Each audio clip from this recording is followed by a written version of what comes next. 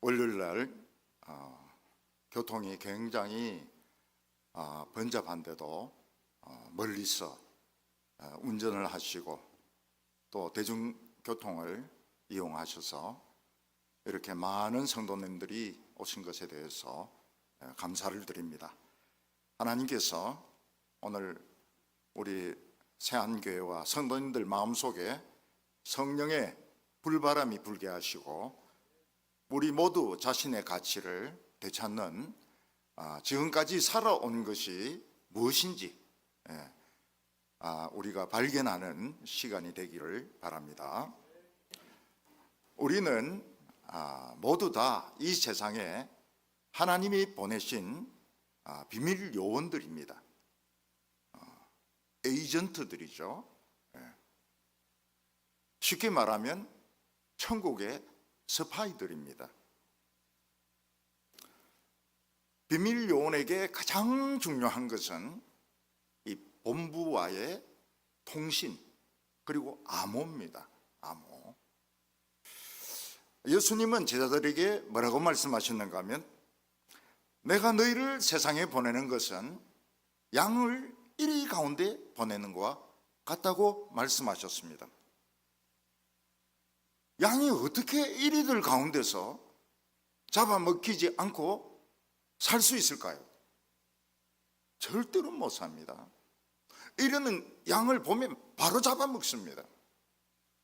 그런데 왜 하나님은, 예수님은 양들을 이리 가운데로 보낼까요?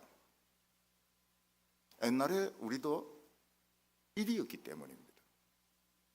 그리고 이리들에게 하나님이 하실 말씀이 있습니다. 그 말씀이 뭔가 하면 하나님은 이리들을 사랑해. 그 말씀을 하시고 싶은 겁니다. 양들이 이리들에게 잡아먹히기 전에 하나님은 이리를 사랑해. 얼마나 웃기는 이야기입니까? 이리들이 막 배를 잡고 뒹굽니다. 하나님이 우리를 사랑하신데 이 얼마나 웃기는 이야기야. 근데 이리 한 100마리 중에 하나가 정신 이상이 좀 와가지고 그럴지도 모르겠다. 하나님이 이리를 사랑하실지도 모르겠다. 그런 이리가 있는 거예요. 그 이리는 하나님이 구원해 주십니다. 우리가 이 세상에서 성공하고 잘 되고 좋은 결혼하고 뚜껑 없는 좋은 차 타고 다니려고 하지만 여러분, 양이 너무 욕심이 많아요. 우리는 안 죽고 산 것만 해도 기적입니다. 이 세상에서 이리들 가운데서 양이 안 죽고 살아난 것만 해도 이건 기적이에요. 성공하고 뭐 이런 것은 두 번째 문제입니다. 교인들 중에서는 보면 분명히 작년에 죽었어야 되는데 올해 또 나옵니다. 직장도 없고 돈도 없고 이런데 그 다음에도 또 나와요. 그래서 죽어야 되는데 왜 매년 나오냐 이러니까 자기도 모르겠대. 그게 기적입니다. 기적. 오늘 저희들의 가장 중요한 것은 뭐 결혼하고 좋은 대학교 들어가고 사업에 성공하고 그거는 두 번째 세 번째 문제고 살아있다는 것이 중요한 겁니다. 이들 가운데서 안 죽고 물려 죽지 않고 살아있다는 이 자체가 최고로 성공한 것입니다. 비밀 요원들, 스파이들이 적국에서 어떻게 자신의 임무를 알며 활동할 수 있을까요? 통신과 암호입니다. 통신과 암호가 없으면 자기가 왜 파견된지도 모르고 뭘 해야 될지도 모릅니다. 군대에서는 모든 것이 암호로 되어 있습니다. 이제는 말을 해도 되겠죠. 제가 워낙 군대 제대한 지 오래되니까 한 40년 이상 되니까 이제 말을 해도 됩니다. 그 암호를 받으러 갈 때 암호 수령하러 간다 이런 말 하지 않습니다. 막걸리 타러 간다. 막걸리 타러 갑니다. 그게 뭔가 하면 암호를 받으러 가는 거예요. 군대에서 전화로 주고받는 모든 것은 북한에서 다 도청합니다. 북한에서 하는 모든 전화도 남한에서 다 도청합니다.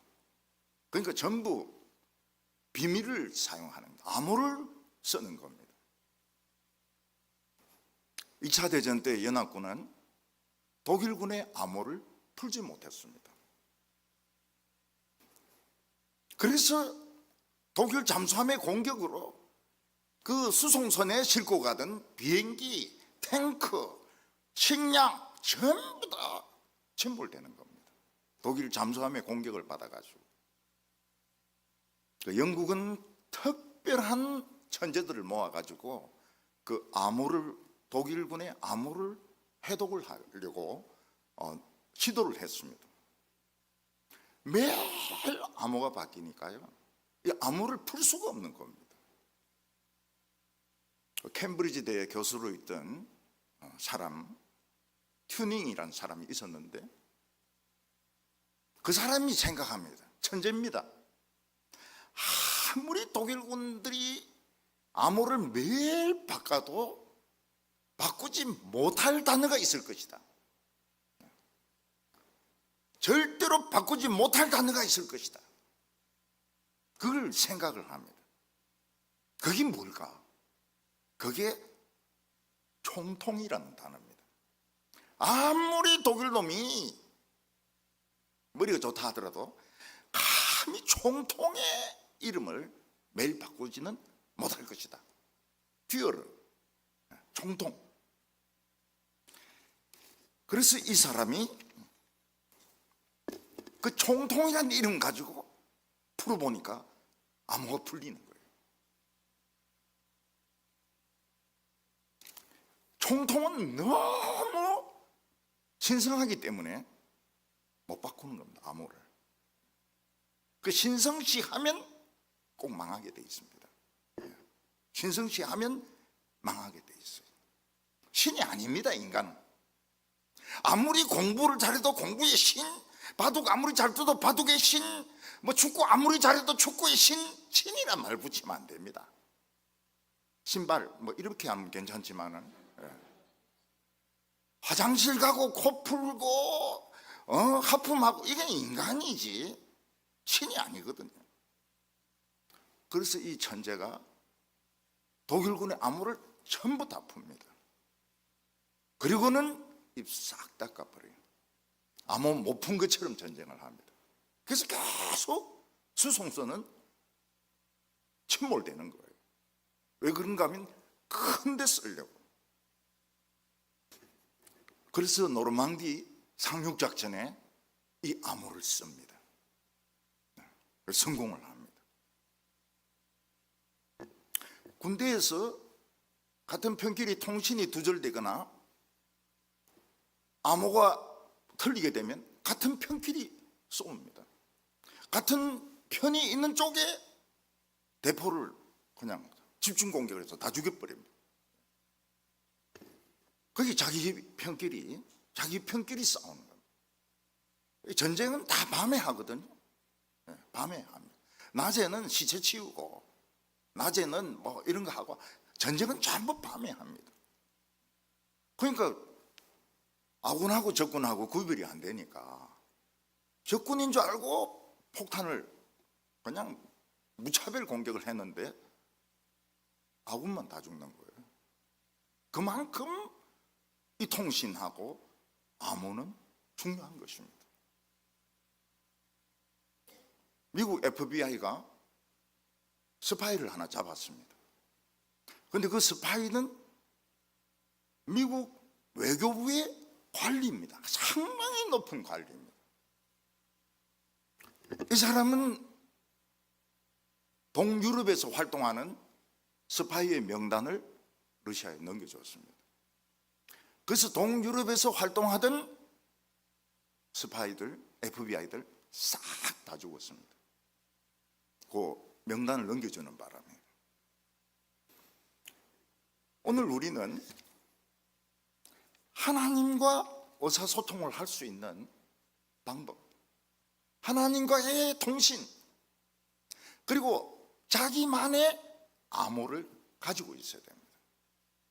자기만의 암호가 있어야 위기가 닥쳤을 때 암호를 풀 수가 있습니다.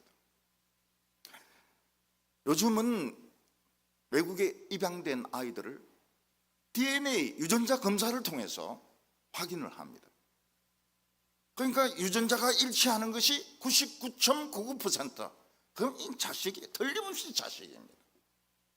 어떤 사람은 강간범으로 10년간 복역을 했습니다. DNA 검사해 보니까 정액이 그 사람 정액이 아니에요.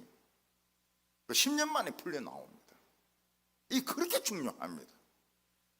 그래서 기자들이 몰려들어서 억울하게 감옥 생활 한 10년 원통하지 않느냐 이래 물어보니까 중요한 것은 지금 내가 자유를 얻었다는 것이다. 그렇게 이야기합니다. 그거는 지나간 일이고 지금 나는 자유롭다는 것이다. 이게 이 흑인 죄수의 대답이었습니다.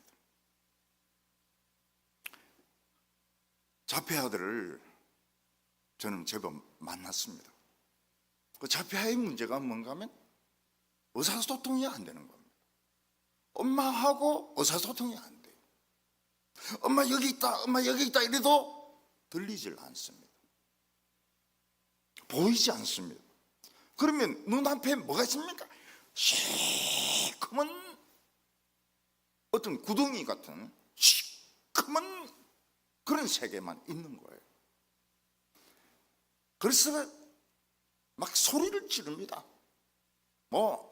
옆에서 엄마다 엄마다 이래도 안 들려요. 눈에 보이는 것은 시커먼 그런 세계입니다. 그래서 소리를 지르기도 하고 어떤 데는 칼을 들고 엄마를 찌르려고 덤벼들기도 하고, 유치원에서 눈을 못 맞추는 것은 물론이죠. 사람들하고 눈을 맞추지 못합니다. 어떤 아이는 옥상에 올라가서 그 아슬아슬한 난간을 걸어갔다 이렇게 합니다. 헬렌 켈러는 보지도 못하고 듣지도 못하고 말하지도 못하는 사람입니다. 다른 사람과 의사소통이 안 돼요. 그래서 막 울면서 떼를 씁니다. 고집을 부립니다. 어떤 데 막 죽으라고 소리를 지르기도 합니다. 그런데 헬렌 켈러 선생님은 헬렌 켈러와 의사소통할 수 있는 방법을 알았습니다. 그게 뭔가 하면 손바닥입니다. 손바닥은 감각이 있는 거예요. 그래서 선생님은 헬렌 켈러를 햇빛 비치는 곳에 데려가서 따뜻한 느낌이 들 때 손바닥에 sun, 태양이라고 sun 이렇게 써줍니다. 계속 반복적으로 써줍니다. 그러니까 이 애는 요 따뜻한 것은 요렇게 쓰는구나. 그리고 선생님은 얘를 우물가에 데려가서 손바닥에 물을 막 부어줍니다. 그리고는 water 자꾸 써줍니다. 그러니까 얘가 손바닥을 통해서 이 찹고 시원한 것은 이렇게 쓰는 거구나. 그러면서 의사소통이 되는 거예요. 의사소통만 되면 내가 혼자가 아니기 때문에 사람은 두렵지가 않습니다. 사람은 자신이 혼자라고 생각하기 때문에 두려움에 빠집니다. 소리를 지릅니다. 내 혼자가 아니다. 누가 내 배에 있다. 요것만 알아도 사람은 굉장히 안심이 되는 겁니다. 어떤 아기는 태어날 때부터 듣지를 못했습니다. 이 아기는 반응이 없어요. 웃지를 않습니다. 못 들으니까요. 그래서 엄마는 이 이비인후과 닥터하고 의논을 했습니다. 그래서 이 아이의 귀에 뇌로 연결되는 그 이어폰을 만든 겁니다. 그래서 끼워주었어요. 엄마가 그 애 이름을 부릅니다. 애가 웃어요.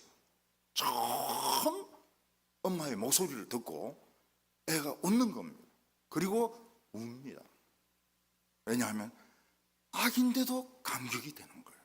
소리가 들리니까. 애가 웃다가 웁니다. 너무 감격해가지고. 아기인데.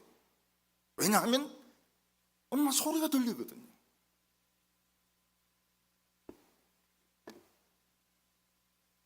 교회에서 부흥이 일어나는 것은 최고로 복된 일입니다.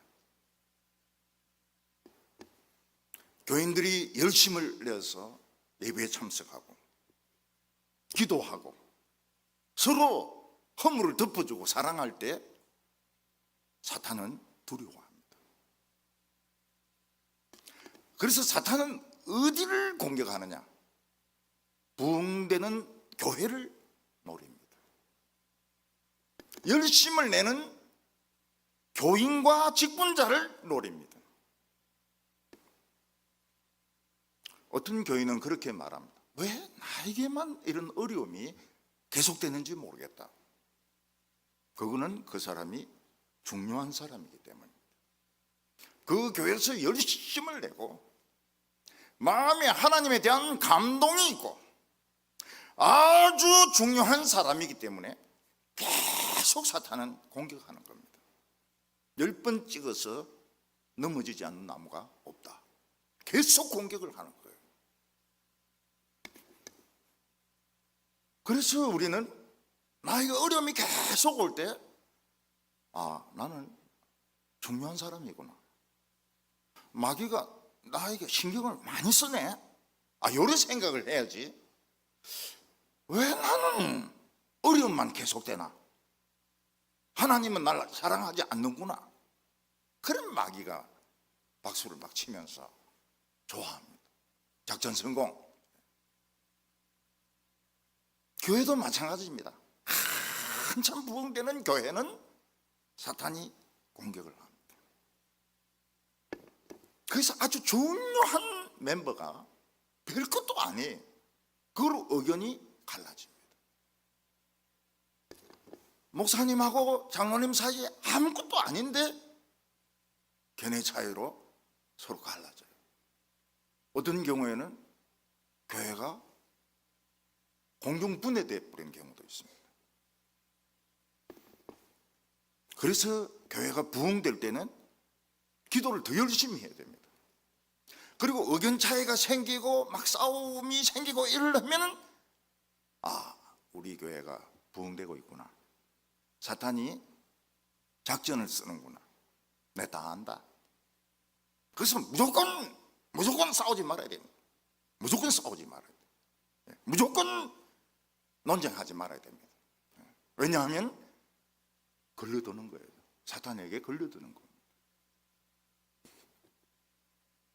기도는 하나님의 사자가 큰 용사라고 말씀하면서 아주 작은 것을 요구했습니다. 아버지 집에 있는 바알상과 아세라 상을 부숴버리라. 그리고 7년 동안 하나님께 바치지 않았던 소를 그냥 찍어가지고 하나님께 제사 드리라. 그러니까 하나님이 싫어하는 것은 부수고 중단되었던 봉사나 예배나 성경 읽기는 회복하라는 거예요. 하나님이 우리에게 요구하시는 것은 많은 것이 아닙니다. 원 스텝, 한 발자국만 나가면 되는 거예요. 한 발자국만. 신앙은 어렵지 않습니다. 한 발자국만 나가면 하나님은 100발자국 다가오십니다. 기도원이 죽을 줄 알았는데 기도원이 바알상 부수고도 안 죽어요. 그러니까 사람들이 기도원에게 이름을 붙이기를 여룻바알이라. 바알하고 싸워서 안 죽은 사람이다. 이제 이런 이름을 붙여주는 겁니다. 옛날 로마는 전쟁에서 이기면 그 나라 이름을 붙여줬습니다. 게르만족을 이기면 게르마티쿠스 누구, 이런 식으로 이름을 지어줬어요. 굉장한 명예죠. 아프리카에서 이기면 아프리카누스 누구, 아주 명예입니다. 기드온은 여룻바알, 기드온, 굉장한 명예죠. 명예. 어떤 사람이 집에 있는 술병을 다 깨고도 안 죽었습니다. 그러면 그 사람은 조니 워커 킴 이렇게 되는 겁니다. 조니 워커 킴. 어떤 사람이 집에 있는 화토를 막 그냥 다 불에 던지고도 안 죽었어요. 그러면 뭐가 됩니까? 그 사람은 80리 이렇게.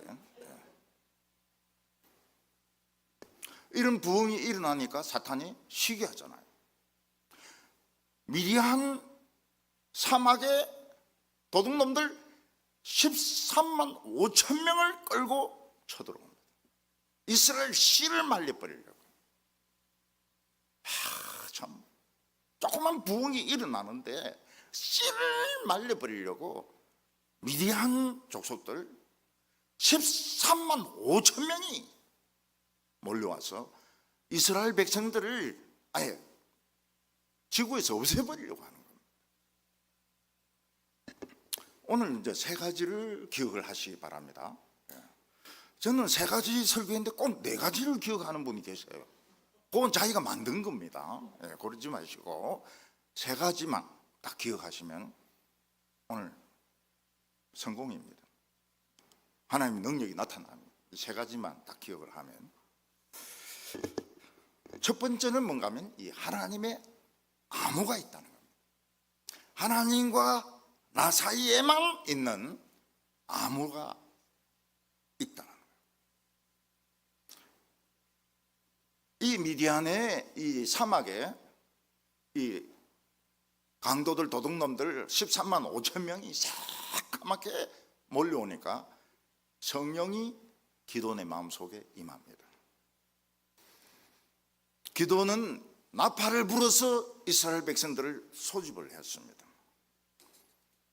그 나팔 부니까 똑똑한 이스라엘은 안 와요. 유다 지파 안 오고 에브라임 지파 안 와요. 좀 덜 똑똑한 것들이 옵니다. 므낫세, 스불론, 이 다 멍청하거든요. 이 멍청한 것들이 싸우러 나오고 똑똑한 것들은 아무도 안 나와요. 그 숫자가 3만 2천 명입니다. 지금 이 기드온의 이 미디안과 전쟁은 우리나라로 치면 임진왜란입니다. 임진왜란. 13만 5천 명이 몰려온 것은 임진왜란입니다. 그런데 똑똑한 지파는 아무도 안 나와요. 덜 똑똑한 사람들만 3만 2천 명이 온 겁니다.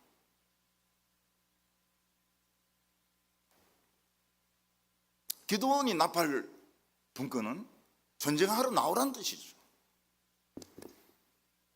3만 2천 명이 왔지만 이 사람들은 이 사막의 도둑대하고는 틀립니다.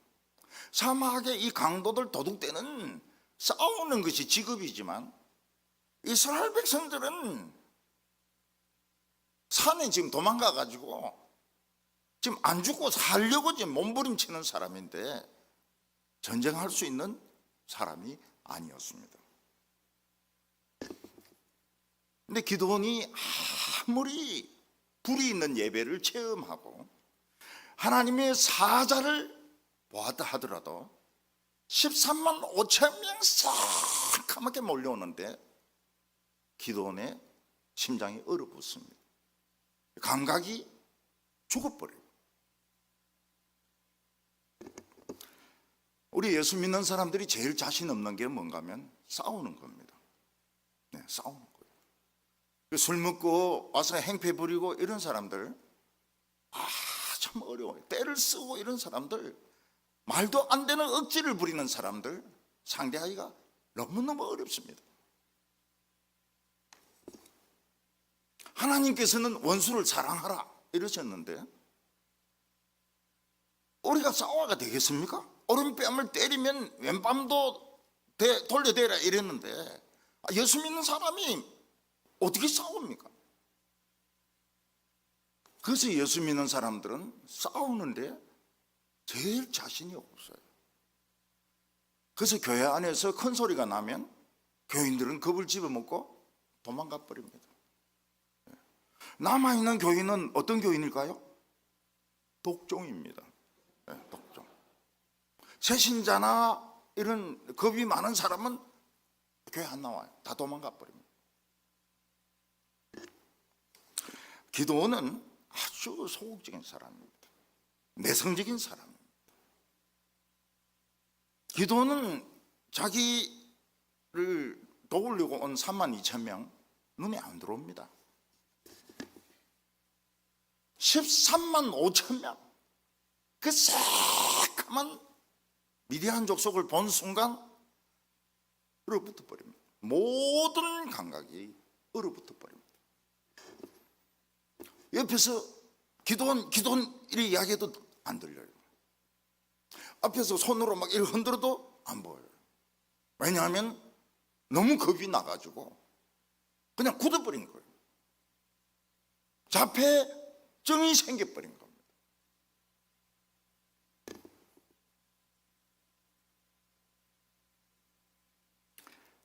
그때 기도원이 하나님께 기도를 드립니다. 하나님께서 저와 함께 하신다면 표적을 보여주십시오. 지금 제 손에 양털이 있는데 요 양털에만 오늘 밤에 이슬이 내린다면, 다른 데는 다 맑고 양털에만 이슬이 내린다면 하나님께서 함께 하시는 것으로 알겠습니다. 정표를 요구했습니다. 하나님을 시험하는 이런 기도는 옳은 기도일까요? 하나님, 이번에 제가 서울대학교에 합격한다면 길에서 5만 원짜리를 주게 해주십시오. 제가 이번에 선을 보는데 결혼하게 된다면 제 손수건이 헌건하게 해주십시오. 그게 좋은 기도입니까? 좋은 기도가 아니죠. 우리가 알아야 될 것은 신앙인은 평소에 하나님과 자기 자신 사이에 이 암호가 있어야 됩니다. 어떤 사람은 하나님의 임재의 체험을 찬송으로 그 가사를 통하여 하나님의 음성을 듣는 사람이 있습니다. 어떤 사람은 예배 드리는데 가슴이 뜨거워지는 것을 통해서 하나님이 함께 하시는구나, 이걸 느낀 사람이 있습니다. 어떤 분은 막 손이 떨리는 것을 통해서 하나님의 임재를 경험하기도 합니다. 막 떨리는데 잡아도 막 같이 떨어요. 같이 막 떨려요.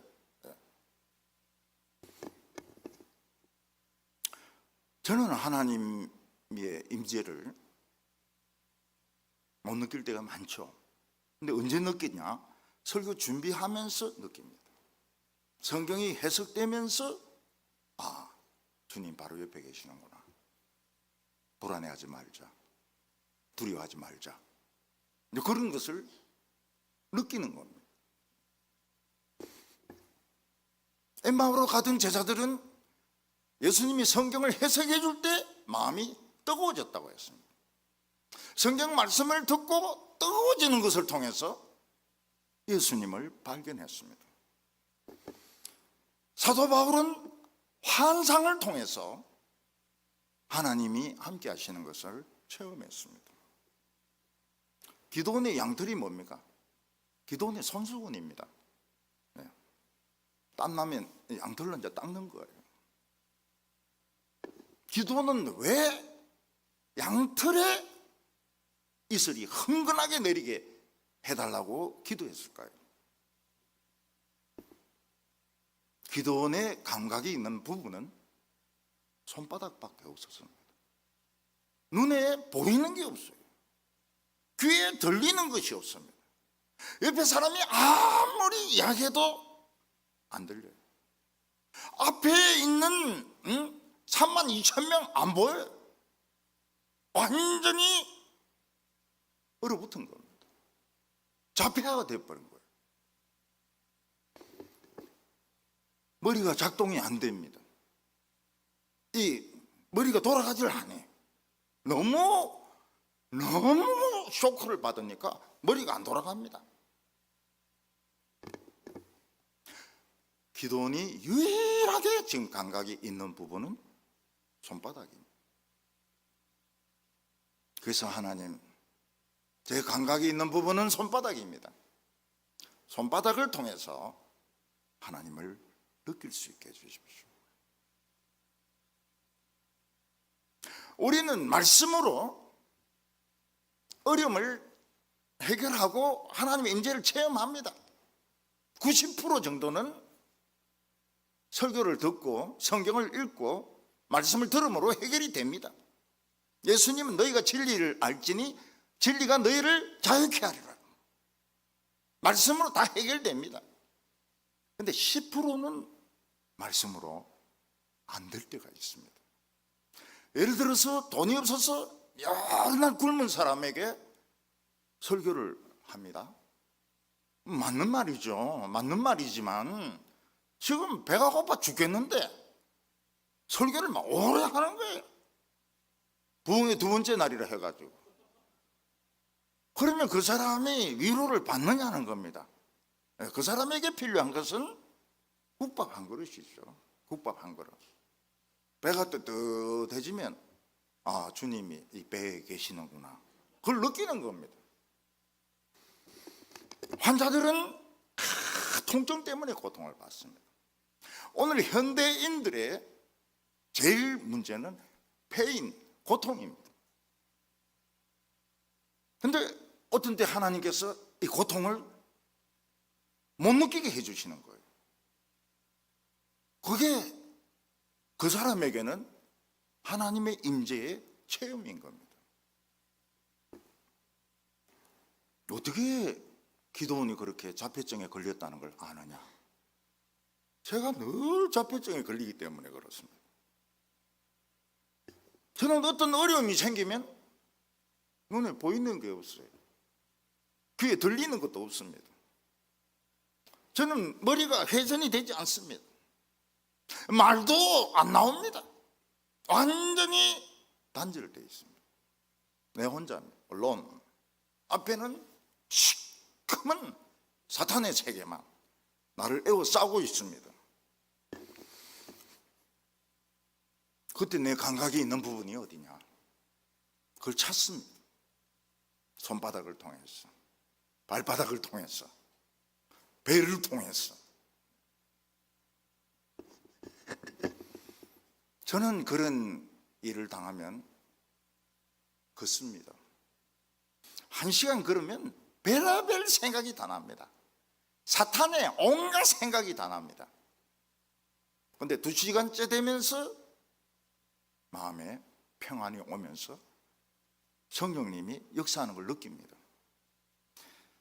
그래서 제가 다른 사람에게 성령님은 2시간 뒤에 온다 이러면 이단이구나, 이단이 또 나왔구나. 그거는 내가 이 어려움이 생기면 감각을 다 잃어버려서 그런 거예요.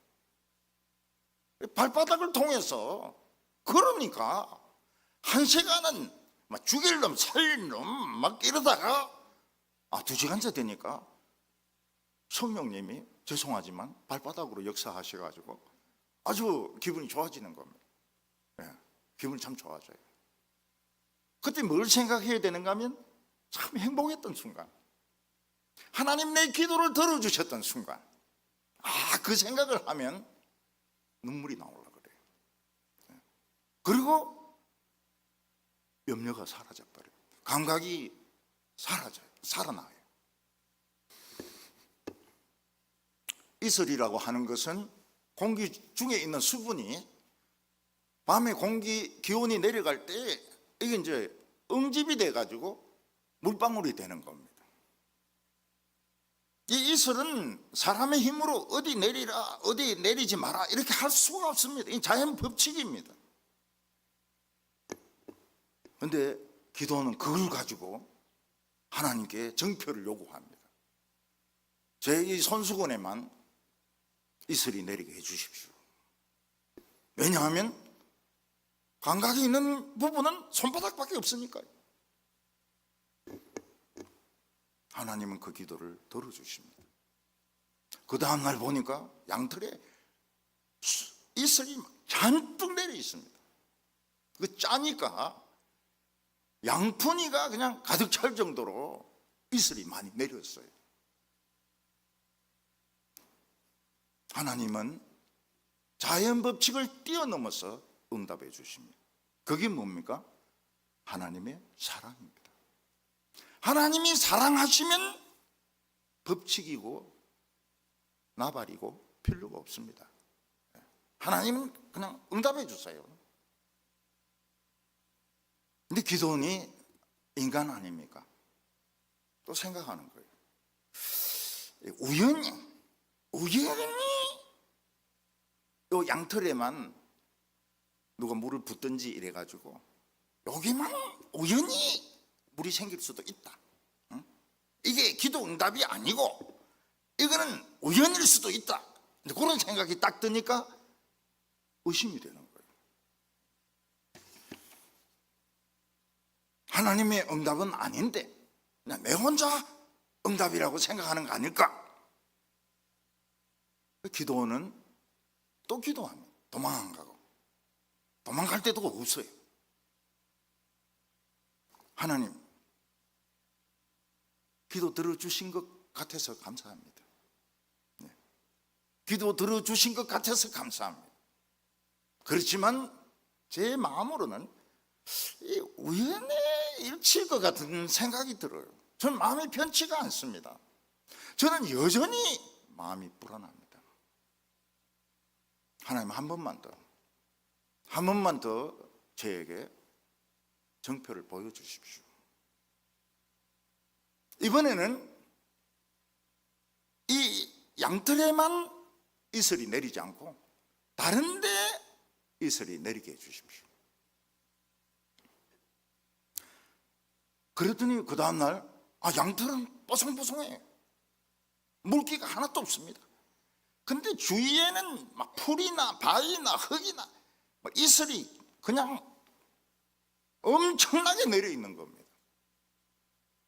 하나님하고 기도원의 암호는 이슬이고 손바닥의 감각이었습니다.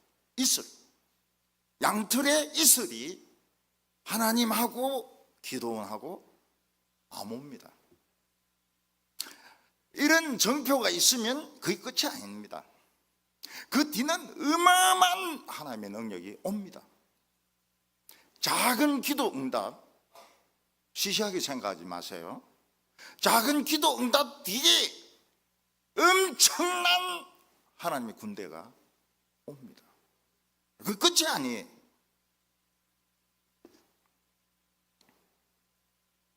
많은 분들이 하나님의 임재를 체험합니다. 기도 응답을 체험합니다. 그리고는 다 잊어먹어 버려요. 교인들에게 놀라운 특징이 뭔가 하면 그런 응답받은 건 싹 다 잊어먹어 버려요. 새로운 문제가 자꾸 생기니까 응답받은 거 그거 가지고 붙들고 있을 시간이 없는 것입니다. 이 현실은 우리로 하여금 응답받은 것으로 붙들 수가 없어요. 또 문제가 생기고 또 문제가 생기고. 애가 아픈 거 해결되니까 남편이 퇴직을 하고 남편 퇴직을 하니까 막 개가 없어져 버리고. 히스기야에게 정표는 뭡니까? 해시계가 뒤로 10도 물러나는 겁니다. 우연의 일치가 아닐까? 우리는 그렇게 생각해요. 이게 진짜 기도 응답일까? 이 해시계 이거 롤렉스 맞아요? 고장 난 거 아니에요? 오메가예요? 이거 가짜 아닙니까? 가짜 롤렉스? 모세가 하나님의 임재를 지팡이를 던지면 뱀이 되고 꼬리를 잡으면 지팡이가 됩니다. 손을 품 속에 넣으면 나병이 생기고 품에 넣으면 깨끗해집니다. 이건 하나님께서 애굽의 모든 신들을, 애굽의 모든 마술을 너에게 복종시키겠다. 내 손에서 지팡이가 되리라. 그리고 이스라엘 백성들이 떼양볕에서 벽돌 만들고 일을 한다고 피부병이 굉장히 많이 생겼습니다. 그게 치료가 되게 해주겠다. 그 약속입니다. 처음에는 지팡이가 뱀이 되고 뱀이 지팡이가 되고 나병이 생기고 나병이 치료되는데 그게 전부냐? 아닙니다. 이스라엘 백성들의 의심이 있고 그리고 바로의 아주 그 강한 반발을 겪지만 무려 10가지 재앙이 쏟아지게 됩니다. 나일강이 피로 변하고 개구리들이 올라오고 파리떼가 올라오고 부각이 떨어지고 태양이 캄캄해지고 장자들이 죽고. 그러니까 이 하나님의 정표는 진짜 하나님이 역사하는 약속이지 그게 전부가 아닙니다. 저는 이 가축 재앙을 잘 몰랐습니다. 출애굽기를 그래 읽으면서도 가축 재앙을 몰랐습니다. 근데 우리 시대는 가축 재앙을 경험을 했습니다. 구제역, 소, 돼지 살처분합니다. 소는 그래도 인격적으로 이 근육 주사 놔가지고 죽여가지고 땅에 파면, 돼지는 인격 취급을 못 받습니다. 돼지는 산채 구덩이로 넣어가지고 막 꿀꿀거리는 거 흙으로 덮어버립니다.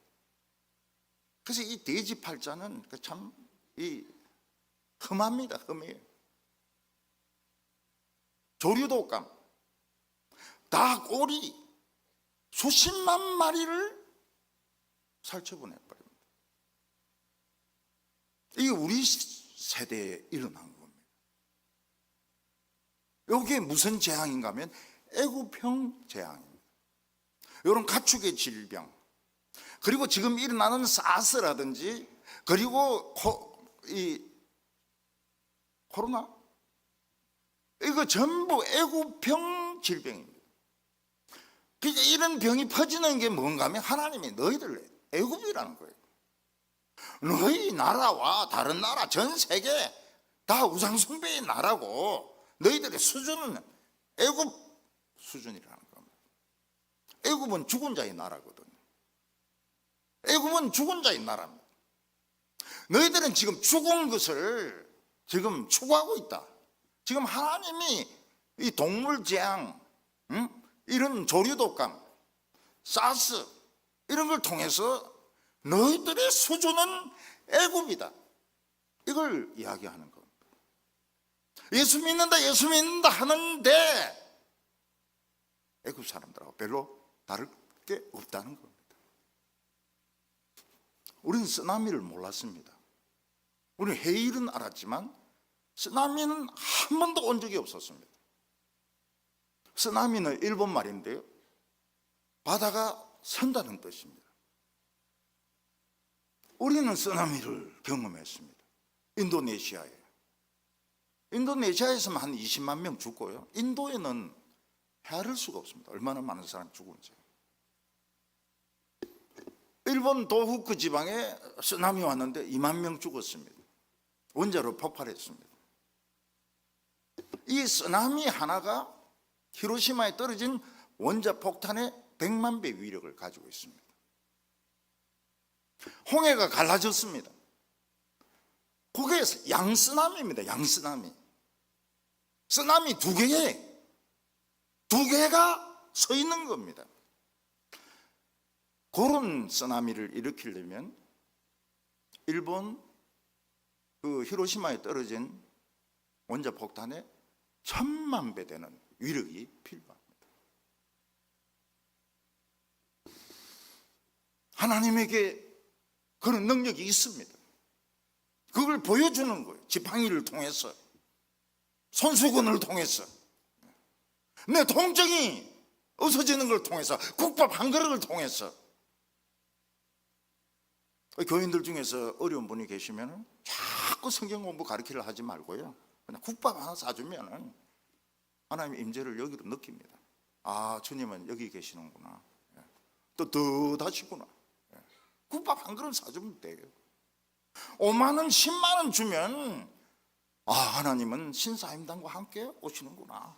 아, 그걸 안다고요. 그걸 대놓고 막 강해 설교하고 이러면은 미쳐버리죠. 하나님의 사랑은 이렇게 인정머리도 없는가? 그 작은 필요를 채워줄 때 이 뒤에는 어마어마한 하나님의 능력이 오는 겁니다.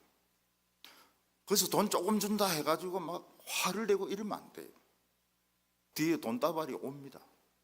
돈다발이 와요. 언제 하나님의 임재가 제일 기쁩니까? 솔직히 말했어요. 돈이 생길 때 제일 기쁘죠. 아이, 거룩한 목사님이 왜 자꾸 그런 돈 이야기를 합니까? 솔직하게 이야기하면 돈 생길 때 제일 기쁘더라고요. 어떤 목사님은 어떤 컨퍼런스가 있어가지고 설교하러 갔는데 설사 만났습니다. 쫙. 거기서 기도합니다. 병기 위해서. 하나님, 오늘 제가 설교를 맡았습니다. 설사 그치게 해주십시오.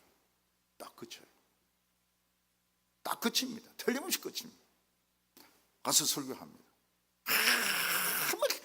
그 설사하고 난 뒤에는 또 막 그 성령이 먹역성합니다. 그리고 집에 와서 또 설사 막 합니다. 그동안에 하나님이 막아주신 겁니다.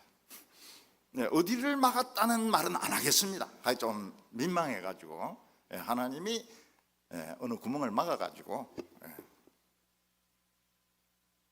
청년은 단기 선교회를 가려고 하는데 돈이 없어요. 아버지 막 야단칩니다. 야, 이놈아, 지금 등록금이 얼마냐? 응? 네가 아르바이트를 해가지고 돈을 벌어야지. 뭐 단기 선교 가면 뭐 돈 주냐? 근데 누가 돈을 주는데 딱 급이 오는 거예요. 더하기 빼기도 없이 딱 그 돈이 생기는 거예요. 그런 것이 하나님의 임재의 체험이고, 이게 하나님과 내 사이에 아문 겁니다. 요거를 만들어 놓는 것이 사는 비결입니다. 오늘 우리 크리스찬들은 제일 중요한 게 뭡니까? 안 죽고 살아있다는 겁니다. 이거보다 더 중요한 게 없어요. 왜 자꾸 높아지려고 하고, 왜 자꾸 돈 많아지려고 그러고, 왜 그럽니까? 죽으면 아무 소용없어요. 죽으면. 우리나라는 이 죽은 사람에 대해서 막 굉장히 예우를 합니다. 김수환 추기경이 돌아가셨을 때 50만 명이 왔습니다. 성철 스님이 죽었을 때 30만 명이 왔습니다. 저는 기분 나빠요. 그거 압니까? 죽은 사람이? 김수환 추기경이 50만 명 왔구나. 내가 참 대단하구나. 한번 나가볼까? 안 돼요. 살아있을 때 덜 싸우고, 살아있을 때 상처 주는 말 하지 말고, 죽었을 때는 오지 말고. 나는 죽고 난 뒤에 오는 게 제일 미워요. 내가 압니까? 지가 왔다는 걸 압니까? 모르죠. 그 미리 이야기하면 오지 말라고. 내가 미운 사람은 오지 마라. 제 앞에 그 목사님이 소천하셔가지고 교회에서 장례식을 합니다. 어떤 사람이 막 관 붙들고 막 이래 있어요. 그래서 가라 살아있을 때는 한 번도 코백맹이도 안 보이더만은 돌아가시니까 막 관 붙들고 막 자기가 막 굉장한 사람인 것처럼 빨리 가라. 올보기 싫다고. 어른이 죽으면 효자가 굉장히 많이 나옵니다. 딸이 막 울면서 아버지가 저 집 내준다고 했는데 막 아들도 막 울면서 아버지 저 적은 통장 내준다고 했는데 그거 하나 글 못 쓰고 돌아가셨다고.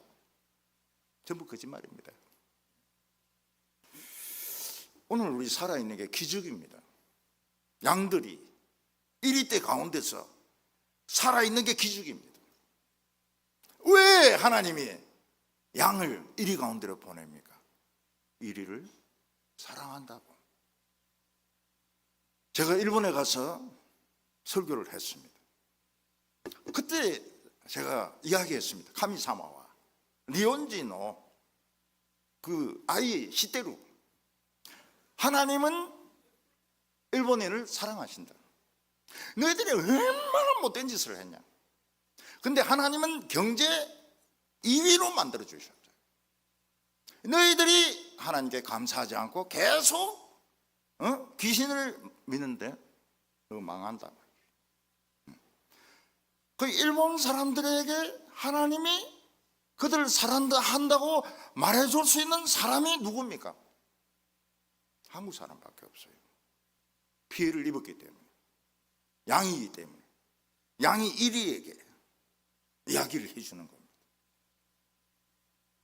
그런데 놀라운 것은 한국에 있는 여성들이 막 그런 말을 하면 또 여성 비하라고 할지 모르겠는데, 자고는 그 일본 술집에 많이 가요. 그래서 술도 팔지만 전도도 합니다. 그래서 그 야쿠자들도 예수 믿고요, 정치인들도 예수 믿고요. 예. 자관 이 한국 사람은 일본에 대해서 하나님이 너희를 사랑하신다. 근데 너희들은 하나님의 사랑을 모르고 있다.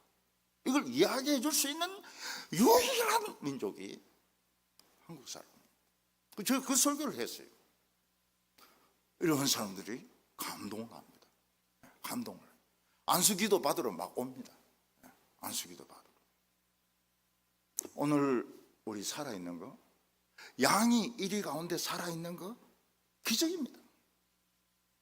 엄마들이 애 보고 막 공부하라고 잡았는데 애들이 여행 가면서 다 죽고 난 뒤에 엄마들이 깨달은 게 뭡니까? 공부 필요 없다는 거예요. 우리 애 살아있는 것만, 안 죽고 살아있는 것만 해도 최고다.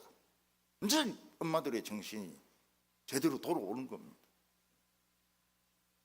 오늘 우리 성도님들 좀 살아계신 거 대단한 겁니다. 지금 죽어 있으면 누가 찾아오겠습니까? 설교를 어떻게 듣겠습니까? 땅속에서. 땅속에서 아무리 불러봐야 아무도 오지도 않아요. 오늘 두 번째는 이 기드온이 하나님께 표적을 요구하고 난 뒤에 찾아온 어려움입니다. 하나님이 정표를 보여주셨으면 참 더 좋은 일이 생겨야 되는데 너무너무 어려운 시험이 찾아왔습니다. 기드온은 지금 3만 2천 명을 데리고 13만 5천 명과 싸워야 됩니다. 4배나 되는 적과 싸워야 됩니다. 야, 이 3만 2천 명 가지고 4배나 되는 이 싸움꾼들하고 어떻게 싸울까? 그래도 하나님이 정표를 보여주셨으니까 한번 붙어보자. 근데 하나님이 뭐라고 말씀하십니까? 노. 3만 2천 명 너무 많다. 3만 2천 명으로 이기면 너희 힘으로 이겼다고 한다. 군인들 좀 줄여야 되겠다고. 군인들 줄여야 되겠다고.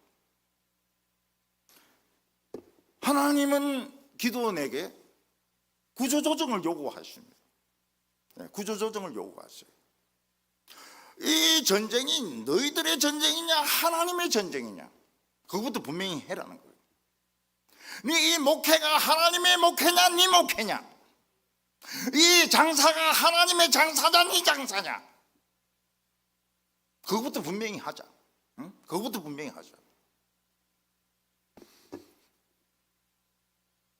하나님의 일이냐, 너희 애가 결혼하는 것이 네 일이냐 하나님의 일이냐, 누구 일입니까? 딸 결혼 못하고 있으면 누가 답답합니까? 내가 답답합니까? 하나님이 답답합니까? 대답 안 하세요? 내가 답답하죠. 하나님만 답답할 거 하나도 없어요. 내 문제지. 내 문제를 하나님의 문제로 바꾸는 비결을 가르쳐 주는 겁니다. 어떤 일이 있을 때 염려하고 걱정하면 내 일입니다. 아무리 손수건이 흥건히 젖도록 울면서 기도해도 그건 내 일입니다. 내가 해결해야 돼요. 근데 모르겠다. 죽으라면 죽지 뭐. 응? 우리 딸 그냥 혼자 살다가 처녀 권사돼 가지고 죽는다. 그래도 좋다. 그럼 이 하나님의 일로 딱 변합니다. 교회 일도 그래요. 교회 일도 막 자기가 막 밤새도록 걱정합니다. 어떻게 사람들을 설득해야 되고, 헌금을 어떻게 거둬야 되고, 은행에서 어떻게 돈을 빌리고, 부도 납니다. 부도 나요. 모르겠다. 하나님 알아서 하시겠지. 망하면 망하지 뭐. 망하면 망하지 뭐. 내 목회에 실패하면은 대리운전 하지 뭐. 그 하나님께서 기도원에게 이야기합니다. 전쟁이 겁나는 사람은 집에 가라는 거예요. 군인들 중에서 전쟁이 겁 안 나는 사람이 어디 있습니까? 전부 겁을 냅니다. 군인들 중에서 전쟁이 겁나지 않은 사람은 없어요. 팔이 잘릴 수도 있고, 다리가 잘릴 수도 있고, 머리에 구멍이 날 수도 있고, 다 겁나죠. 전부 다 겁나죠. 하나님께서는 이스라엘 백성들에게 전쟁이 겁나는 사람 집에 가라고, 보내라고. 군인의 수가 너무 많아서 안 되겠다. 내가 관여 못하겠다. 내가 관여하는 전쟁이 되려면 돌려보내라. 10,000명이 돌아갑니다. 32,000명 중에서 10,000명이 돌아갑니다. 그 10,000명은 스스로 어떻게 생각합니까? 나는 진짜 재수가 좋다. 좀 쪽팔려서 그렇지. 진짜 재수 좋다. 전쟁 안 하고 고통 안 받고. 전부 행운하라고 생각하면서 집에 갑니다. 혹시 교인들 중에서 부흥회 안 오고 자기가 행운하라고 생각하는 분이 있을 수 있습니다. 교회에 오면은 또 찬양해야 되는데 또 일어서라 하지, 앉으라 하지, 그리고 막 설교도 막 그냥 막 오래 하지. 나는 행운하다. 난 부흥회 안 와서 진짜 행복하다. 그런 사람도 있어요. 있을 수 있어요. 10,000명만 22,000명, 22,000명이 돌아가고, 아까 10,000명이 돌아갔다는데 22,000명이 돌아가고 10,000명이 남았습니다. 이 10,000명 가지고 이거 어떻게 싸우겠냐? 근데 하나님 뭐라고 말씀하십니까? 10,000명 너무 많다. 10,000명 너무 많다. 10,000명 가지고 이기면 너희들이 똑똑해서 이겼다고 할 거다. 숫자 줄여야 되겠다고. 하나님은 철저하십니다. 이게 하나님의 일이냐 너의 일이냐, 이 선교가 너의 선교냐 하나님의 선교냐, 그걸 질문하는 겁니다. 이 장사가 네 장사냐 하나님의 장사냐? 이 교육이 네 교육이냐 하나님의 교육이냐? 하나님께서 그 10,000명을 시내가에 가서 물을 마시게 합니다. 그 오전 내내 숫자 헤아리고 또 숫자 헤아리고 또 숫자 헤아리고 전부 지금 목이 말라 있습니다. 물 마시라 그러니까 막 물로 달려가 가지고 거의 대부분의 그 이스라엘 백성들이 무릎을 꿇고 얼굴을 물에 쳐박고 벌컥벌컥 마십니다.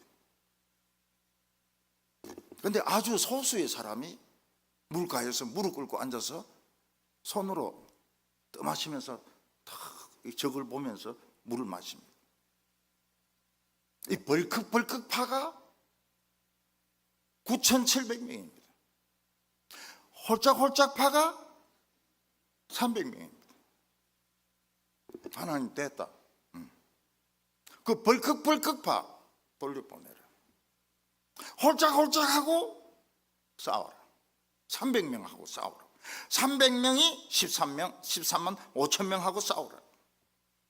그건 무슨 말입니까? 자살해라. 응? 너희들 가서 다 죽어라. 자살해라. 그 말하고 똑같은 거예요.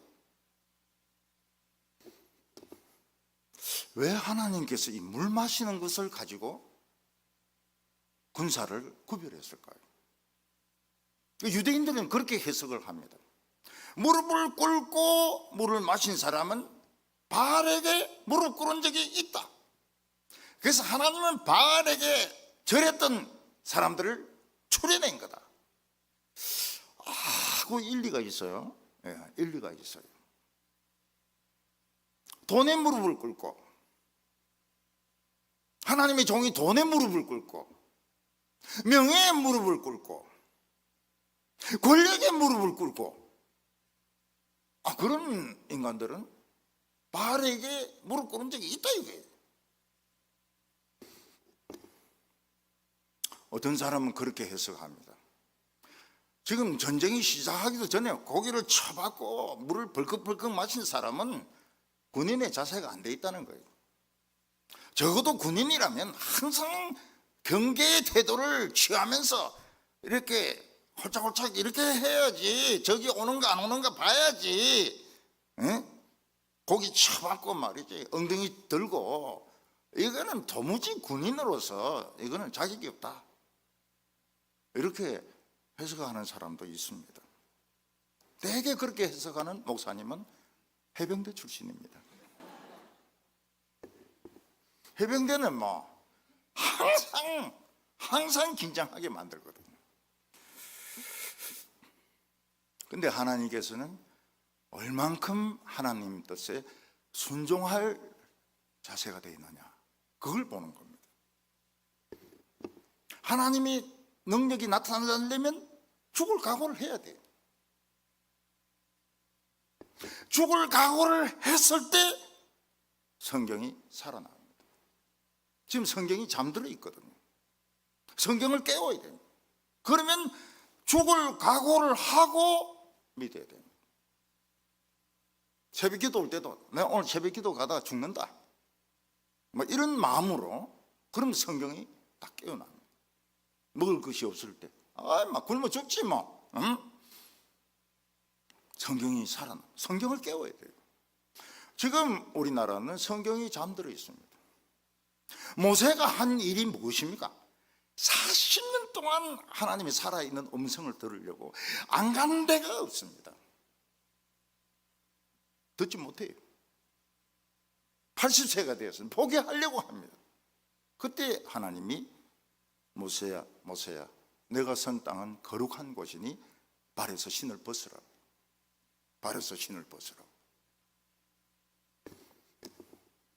저는 선생님들에게 이야기합니다. 교실에 처음 부임했을 때 신발부터 벗으라고. 왜냐하면 이 하나님의 땅이니까요. 옛날 교회에 있을 때 내 방은 신발 벗게 돼 있습니다. 제가 신앙이 좋아서 그런 게 아니고요, 바닥이 편해가지고요. 하나님은 죽을 각오를 해라 이게. 그게 뭡니까? 아마추어 가지고는 안 된다는 거예요. 프로 정신이 결국 이 전쟁을 결판을 낸다는 겁니다. 애들이 운동장에서 막 축구를 합니다. 목이 너무너무 마르잖아요. 휴식 시간에 애들이 막 수도로 막 뛰어가서 이불 밑에 대고 막 벌컥벌컥 마십니다. 근데 이 설교를 들은 애들은 그래 안 마십니다. 홀짝홀짝 마십니다. 왜냐하면 이 사사기 설교를 들었거든요. 배 터지도록 물을 마신 애들은 후반전에 어떻게 됩니까? 못 뜁니다. 배가 출렁거려가지고 걸어 다녀요. 이 홀짝홀짝 마신 애들은 막 날아다닙니다. 날아다녀요. 입만 이렇게 적신 애들은 막 날아다니는데 배가 물 출렁거려가지고 뛰지를 못해요.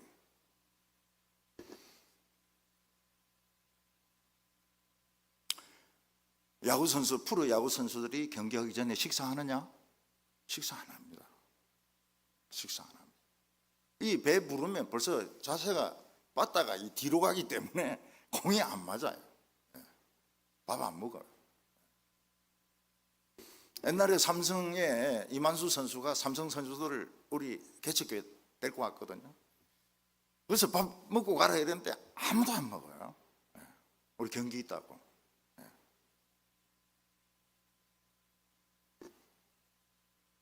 몇 년 전에 우리나라 국가대표팀, 농구 국가대표팀이 몬트리올인가? 거기서 경기하기 전날 전부 술에 만취됐습니다. 그 다음날 형편없는 경기를 한 거예요. 올림픽에서.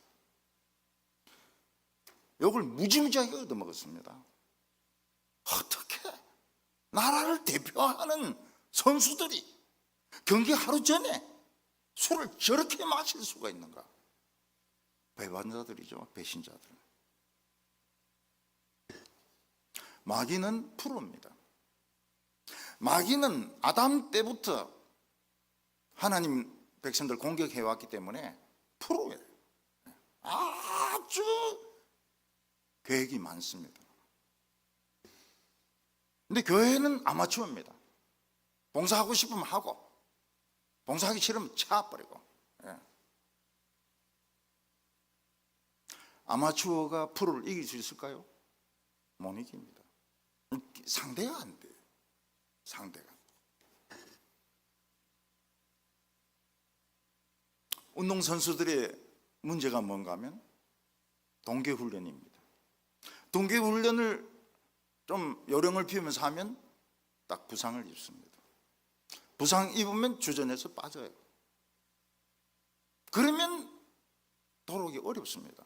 주전으로 돌아오기 어려워요. 프로의 세계는 냉혹합니다. 여러분 패션 모델들이 밥을 막 먹습니까? 물도 안 마셔요. 물도. 그래야 착착 이렇게 걷죠. 발레리나가 음식을 막 먹습니까? 그러면은 이거로 설 수가 없어요. 그리고 남자가 그 여자 이 백조의 호수에 들다가 떨어뜨려 버립니다. 너무 무거워가지고. 그럼 벌써 감독이 넌 자격이 없다 그래요. 하나님의 종들이 먹을 거 다 먹고 마실 거 다 마시고 놀 거 다 놀고 교회를 한다. 거짓말입니다. 거짓말이에요. 이거 아마추어입니다. 아마추어. 프로가 되려면 마귀의 전략을 뛰어넘어야 됩니다. 뛰어넘어야 돼요. 저는 이 마귀의 전략을 뛰어넘으려고 이래 하니까 아무도 이해를 못 하는 거예요. 아무도 이해를 못 해요. 근데 교회 장로님들은 저에 대한 믿음이 있습니다. 믿음이 있어요.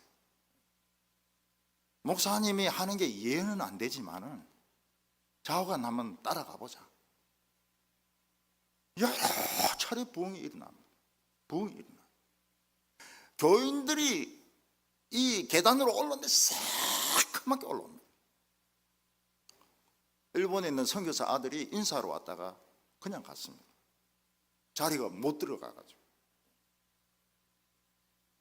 제가 서울에 있는 좀 이름이 있는 교회에서 부흥회 교사들 부흥회 설교를 했습니다. 전부 딱 이래 있는데 숨도 안 쉬어요.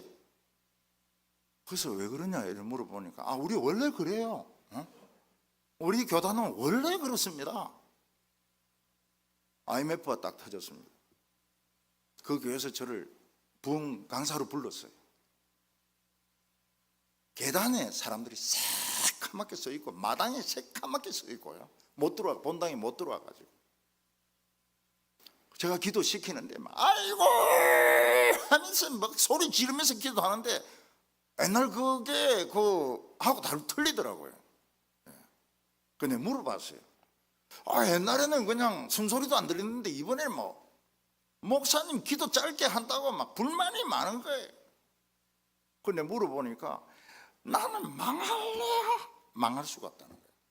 망할래야 망할 수 없는 사업을 하고 있다는 거예요. 일본 돈을 끌어들여요. 이자가 아주 싼 일본 돈을 끌어들였거든요. 일본 이자가 확 올라가니까 전부 적자고 부도인 겁니다. 망해버렸어요. 그러니까 기도가 나오는 겁니다. 기도가 저절로 막 나와요. 프로 정신. 그리고 내가 마귀라면 우리 교회 어디를 공격하겠냐? 유치 분야, 중고등 분야, 청년 분야, 장년 분야. 그걸 생각을 해야 됩니다. 내가 마귀라면 어디를 공격하면 세안교회가 치명타를 입느냐? 그러니까 이 마귀의 전략을 뛰어넘어야 됩니다. 그래서 마귀가 노리는 곳을 집중적으로 지원해 주는 거예요. 최고로 뛰어난 인재를 보내는 겁니다. 프로가 결국 이깁니다. 그래서 우리는 예수 믿는데도 프로가 돼야 돼요. 그 프로의 특징이 뭡니까? 죽을 각오를 하고 믿는 겁니다. 그럼 성경이 살아나요. 그날 읽은 성경이 그날 딱 응답이 됩니다. 놀라워요.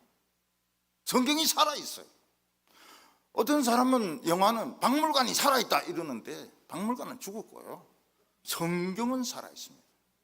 모세가 한 것이 400년 동안 죽었던 아브라함의 약속, 그걸 살려내잖아요. 400년 동안 죽어 있었던 하나님의 말씀을 살려내잖아요. 기적이 일어나잖아요. 10가지 기적이 일어나잖아요. 오늘 우리가 해야 될 것은 잠들어 있는 말씀을 깨우는 겁니다. 성경책 대놓고 깨라 이런 데서 깨는 게 아니에요. 죽을 각오를 하고 믿는 겁니다.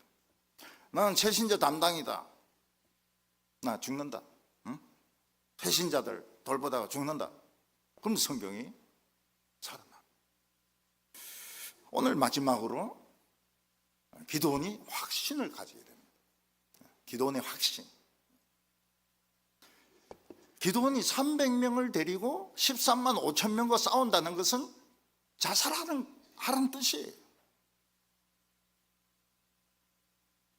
기도원은 자폐증, 우울증 다 살아납니다.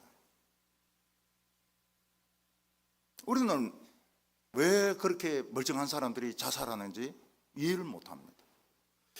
영화 배우 그 참 예쁘게 생겼던데 갈 데 없으면 내일대 오지 왜 그 자살을 해버릴까? 사람의 감정은 고무줄과 같아서 당겼다가 놓으면 회복이 됩니다. 그건 염려입니다. 염려는 당겼다 놓으면 회복이 돼요. 근데 자꾸 당기면 늘어져 가지고 회복이 안 됩니다. 그거는 이제 영적 침체입니다. 영적 침체는 회복이 안 돼요. 그래서 교회도 자꾸 빠집니다. 잠수를 합니다. 잠수. 그런데 더 당기면 끊어져 버립니다. 그거는 이제 우울증, 병입니다.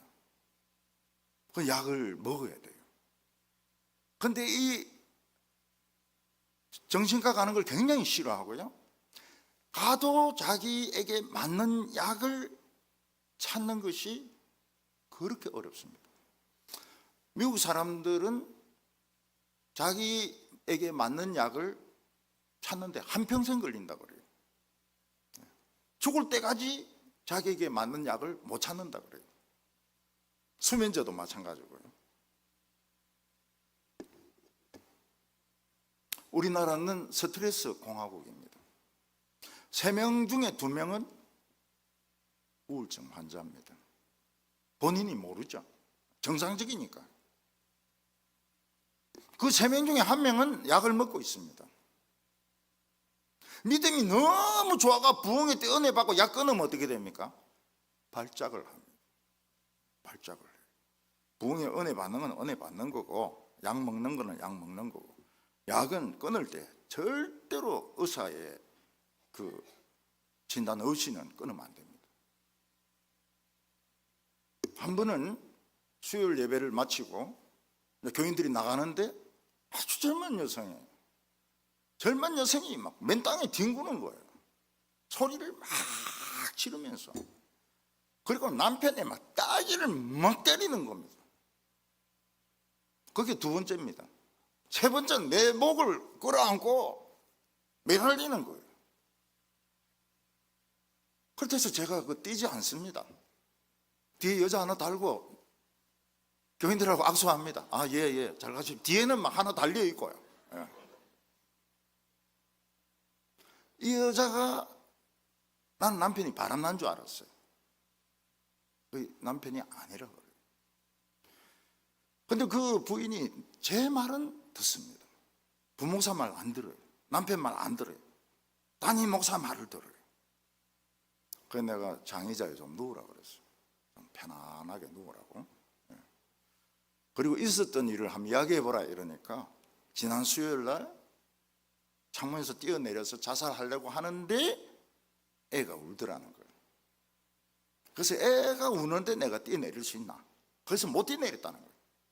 그 울은 애가 누구냐면 유아 세례 받은 애입니다. 그러니까 유아 세례 받은 애는 엄마를 살리는 거예요. 엄마를 살리는 거예요. 그 여자인데, 그 부분인데 물어봤습니다. 물어보니까 그 아기를 낳고 한 몇 달 동안 잠을 못 잔 거예요. 잠을 못 잔 거예요. 제가 보니까 이 산후 우울증인 겁니다. 외국에는 죽입니다, 애를. 산후 우울증이 오면 애를 죽여요. 자기가 너무 괴로우니까. 그래서 제가 별거 아니라고 그랬어요. 별거 아니라고. 좀 자면 된다고. 좀 정신과 가서 수면제 맞고 좀 자라고. 이분은 정신과 가면 이제 철장에 갇혀 있는 줄 아는 거예요. 아, 그런 거 아니고 병실이 똑같은데 그냥 좀 자면 된다고. 그래 119 부를까 이러니까 아, 예 이러더라고. 119 와가지고 의자 데리고 와서 며칠 잤어요. 병실에서. 멀쩡해. 멀쩡해. 교회를 안 나와요. 멀쩡한데. 그래서 물어봤습니다. 왜 교회를 안 나오냐 이러니까 아, 부끄러워서 어떻게 교회를 갑니까? 내가 교회에서 그렇게 난리를 피웠는데 부끄러워서 어떻게 교회를 가냐고. 아, 그거 다 이해한다고 오라고. 아마 좀 왔을 겁니다. 청년들 중에서 이 우울증이 있지 않습니까? 그 교회 와서 난리치면 살아요. 난리치면 살아요. 근데 방에 있는 애는 죽습니다. 왜냐하면 창문으로 뛰내리거든. 이 안에서부터 막 열이 올라오는데 그 고통은 말로 표현할 수 없습니다. 오장육부를 막 뒤집으면서 위경련은 그건 아픈 것도 아니에요. 이걸 못 견디니까 그냥 뛰내리는 거예요. 그 우울증이라는 게 그렇게 무서운 겁니다. 그렇게 무서운 거예요.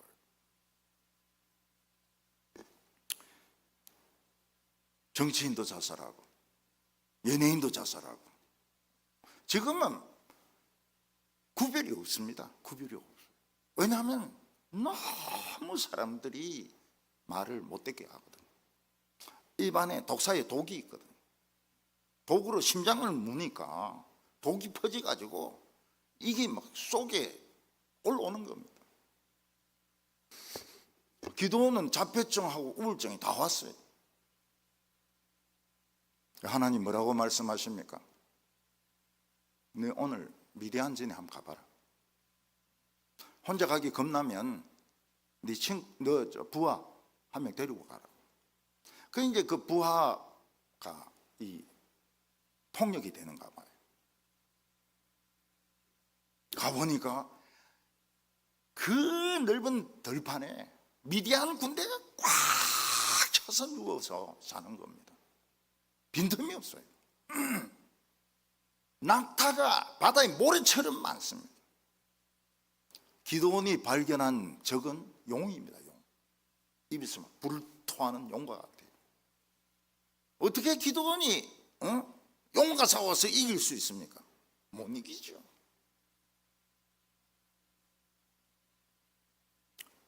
여러분, 아무리 사자나 호랑이라 하더라도 물속에서 악어인데 물리면 죽습니다. 물로 끌고 들어가면 숨 못 쉬니까 죽는 거예요. 이 미디안 군대는 용입니다. 그대한 용입니다. 이길 수가 없어. 입에서 불을 토하죠. 꼬리로 치죠. 발톱으로 쪼죠. 자기들은 다 죽은 거예요. 그런데 정신이 번쩍 드는 이야기가 있습니다. 그 미디안 군사 2명이서 이제 이야기를 하는 거예요. 이제 이게 이제 데리고 간 부관이 통역을 해주는 겁니다. 내가 어제 꿈을 하나 꿨어. 그런데 그 꿈이 참 이상하더라고. 아주 생생하더라고. 뭔데? 이스라엘 쪽에서 보리떡이 하나 막 굴러오는데 우리 진을 딱 치니까 막 그냥 폭삭 주저앉더라고. 그래? 그거는 기드온이야. 기드온이 공격하는 거야. 저기 그렇게 이야기하는 겁니다. 보리떡은 기드온의 자상입니다. 보리떡은 환영받지 못하는 떡입니다. 인기가 없는 떡이에요. 우리나라로 치면 개떡입니다. 옛날에 어른들은 날씨가 안 좋으면 오늘 날씨는 개떡 같네. 학생들이 시험을 치는데 문제가 막 킬러 문항이 막 나오면 이번 시험은 개떡 같네. 기도는 개떡 같은 인생을 살아온 거예요. 지금까지 개떡 같은, 아무도 알아주지 않고 인정해주지 않는 개떡 같은 인생을 살아온 거예요. 근데 하나님이 적의 입을 통해서 오늘 개떡 뜬다. 오늘 개떡이 미디안 패대기를 친다. 오늘 이 개떡에 맞아가지고 미디안은 박살난다. 왜? 너무 기분이 나빴어. 여러분, 호떡에 맞으면 죽습니다. 너무 불쾌해가지고요. 그 설탕물도 막 나오고 이렇게 뜨겁고 이래가지고.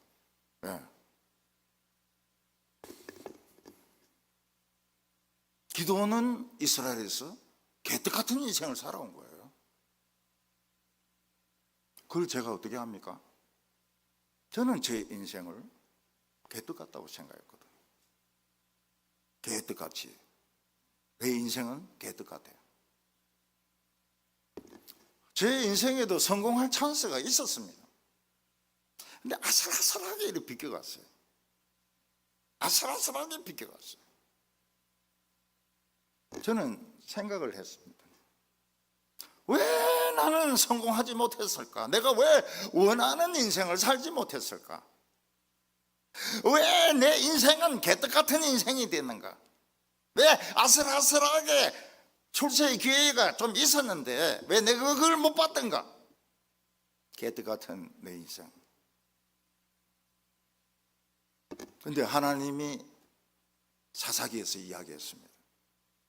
내가 그랬다. 내가 네 인생을 그렇게 만들었다. 네가 머리 나쁜 것도 아니고, 물론 나쁘긴 하지만은 근본적인 원인은 그게 아니고 내가 너를 개떡같이 만들었다. 네 인생을 그렇게 만들었다. 왜? 쓰려고. 오늘 이 시대에 너를 쓰려고. 개의 뜻같이 만들었다. 제 인생의 의문이 이 보리떡에서 싹 다 풀리는 거예요. 아, 인생은 공부 잘하고 못하고 그 문제가 아니구나. 하나님이 쥐 털면은 개떡이 되는구나. 개떡 같은 인생을 살게 되는구나. 왜? 하나님이 오늘 이 시대에 쓰기 위해서. 오늘 기독교가 자꾸 능력을 잃는 이유가 어디 있습니까? 개떡인데 자꾸 생크림 케이크 되려고 하는 거예요. 생크림 케이크 가지고는 이 때리도 안 죽습니다. 개떡에 맞아 죽지 생크림 케이크는 못 죽여요. 생크림 케이크 자꾸 흉내 낼수록 세상은 우습게 합니다. 우습게 알아요. 근데 예수 믿어도 막 개떡같이 믿고 말이죠. 전도도 막 개떡같이 하고 설교도 막 개떡같이 하고, 그러면 세상이 두려워합니다. 저놈들은 미친놈들이다. 저기에 물리면 약도 없다. 두려워 떱니다. 두려워 떨어요. 그 이모당은 그 대만의 그 석학 아닙니까? 예수를 안 믿거든요. 그 시골에 어떤 교회를 갔는데 그 교회 전도사가 설교를 개떡같이 하는 거예요. 예수 안 믿으면 다 지옥 간다. 공부 아무리 많이 해도 지옥 간다. 싹 다 지옥 간다. 그 이모당이 너무 화가 나가지고 예수 믿어버렸다는 겁니다. 크리스찬으로 변해버렸어요.